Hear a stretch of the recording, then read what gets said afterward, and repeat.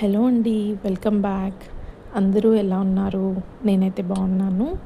మీరు కూడా బాగుండాలని కోరుకుంటున్నాను. ఈరోజు మన recipe gobi fried rice.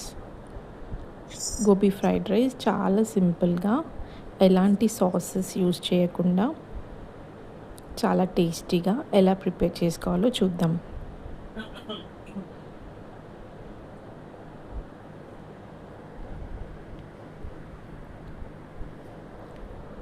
First ఇక్కడ నేను ఒక కాలీఫ్లవర్ తీసుకుంటున్నాను. ఇవి పురుగులు ఏమీ లేకుండా కట్ చేసేటప్పుడు చెక్ చేసుకొని ఇలా సన్నగా కట్ చేసుకొని పెట్టుకోవాలి.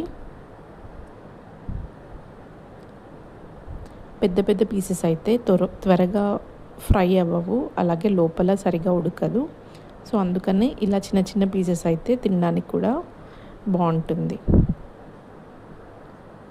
ఇవన్నీ కూడా ఒకసారి సాల్ట్ వాటర్లో వాష్ చేసుకొని ఇప్పుడు మనం ఇందులోకి 2 teaspoons cornflour, 3 teaspoons maida పిండి,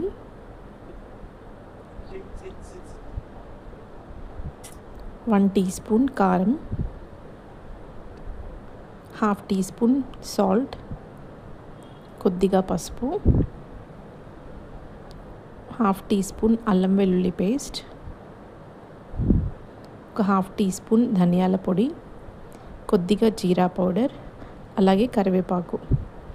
ఇవన్నీ వేసుకొని వాటర్ అడ్జస్ట్ చేస్తూ ఇలా ఈ కన్సిస్టెన్సీలో కలుపుకొని పక్కన పెట్టేసుకోవాలి. ఇప్పుడు డీప్ ఫ్రైకి సరిపోను ఆయిల్ తీసుకొని ఇవన్నీ కూడా ఆయిల్లో ఒక్కొక్కటిగా వేస్తూ ఫ్రై చేసుకోవాలి. వేయగానే వెమ్మటే కలపకుండా ఒక 2 సెకండ్స్ అలా ఉంచుకొని తర్వాత కలిపేసుకోవాలి. చూడండి, ఫ్రై అవుతున్నాయి. ఇవన్నీ కూడా గోల్డెన్ బ్రౌన్ కలర్లోకి వచ్చే వరకు ఫ్రై చేసుకోవాలి. ఇందులోకి మనం ఫుడ్ కలర్ కూడా యాడ్ చేసుకోవచ్చు.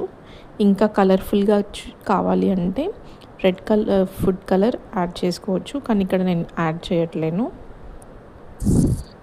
మిగిలిన పిండి కూడా ఇలా వేసేసుకొని అన్నీ ఫ్రై చేసుకొని పక్కన పెట్టుకోవాలి.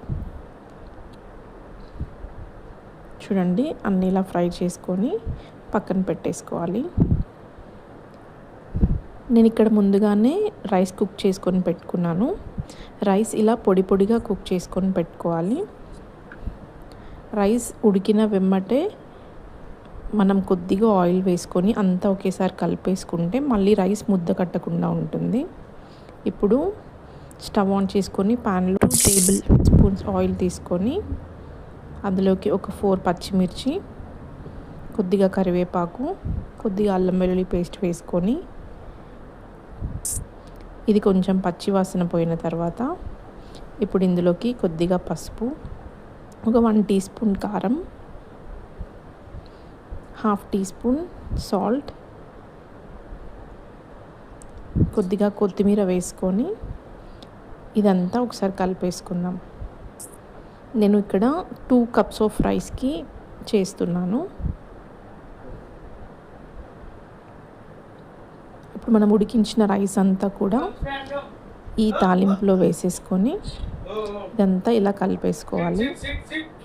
ఇప్పుడు మనం ఫ్రై చేసుకున్న గోబీ పీసెస్ని కూడా ఇందులో యాడ్ చేసుకొని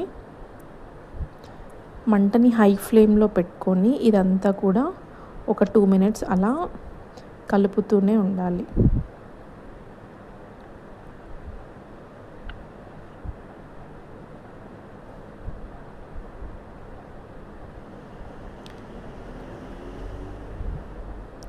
సో ఇలా హై ఫ్లేమ్లో ఒక 2 మినిట్స్ వరకు కలుపుకున్న తర్వాత స్టవ్ ఆఫ్ చేసుకొని సర్వ్ చేసుకోవడమే.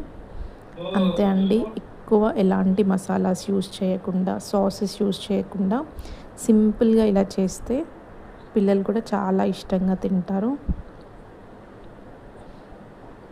అంతే అండి, చాలా టేస్టీగా అయిపోయి గోబీ ఫ్రైడ్ రైస్ ప్రిపేర్ అయిపోయింది. నచ్చినట్టయితే మీరు ట్రై చేయండి.